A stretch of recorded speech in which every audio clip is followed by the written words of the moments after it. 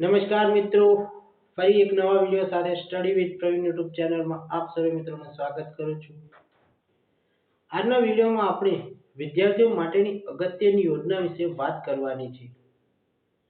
આજના ટેકનોલોજીના યુગમાં ઉચ્ચ અભ્યાસ કરતા વિદ્યાર્થીઓને અભ્યાસમાં મદદરૂપ બને તે માટે ગુજરાત સરકાર તરફથી ફ્રી લેપટોપ સહાય યોજના શરૂ કરી છે।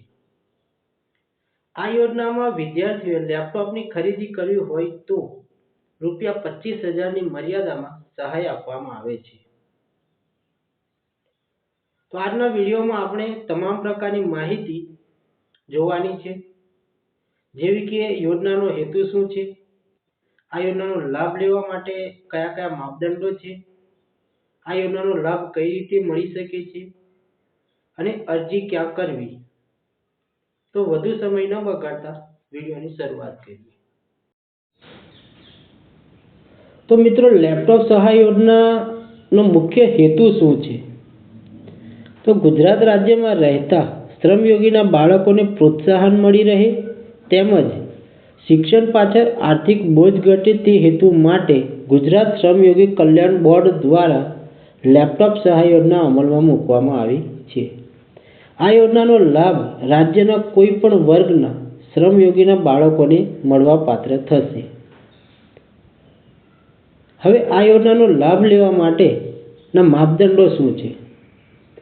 તો કોઈ પણ સરકાર માન્ય બોર્ડમાંથી ધોરણ 12ની પરીક્ષા પાસ કરી તેમાં 70% કે તેથી વધુ ટકાવારી મેળવેલી હોવી જોઈએ અને વિદ્યાર્થીઓએ આગળ પ્રોફેશનલ કે ડિઝાઇનિંગના કોર્સમાં પ્રવેશ મેળવેલ હોવો જોઈએ।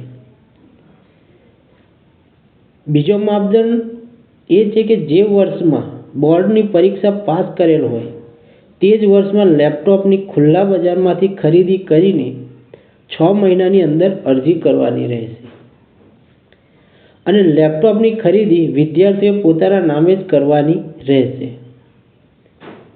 ત્યારબાદ ધોરણ 12ના વિદ્યાર્થીઓએ વિદેશમાં પ્રવેશ મેળવેલ હશે તો આ યોજનાનો લાભ મળશે નહીં।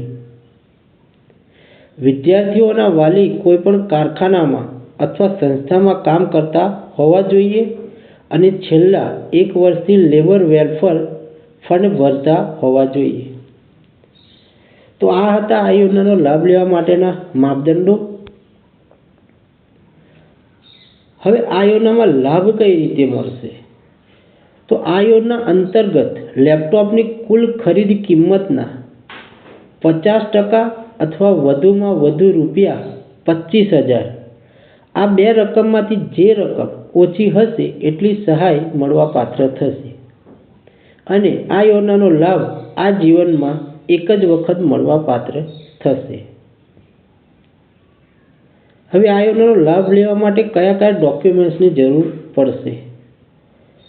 તો આધાર કાર્ડ જોઈશે, ધોરણ 12ની માર્કશીટ જોઈશે, પ્રોફેશનલ કોર્સમાં પ્રવેશ લીધાનું પ્રમાણપત્ર જોઈશે, ફી ભર્યાની રસીદ, બેંક પાસબુકના પ્રથમ પાનાની નકલ અથવા તો રદ કરેલ ચેક, લેપટોપની ખરીદી અંગેનું GST નંબરવાળું પાક્કું બિલ અને લેબર વેલફેર ફંડ ભર્યાની રસીદ। આટલા ડોક્યુમેન્ટ્સની આ યોજના માટે જરૂર પડશે। હવે આ યોજના માટે અરજી ક્યાં કરવી?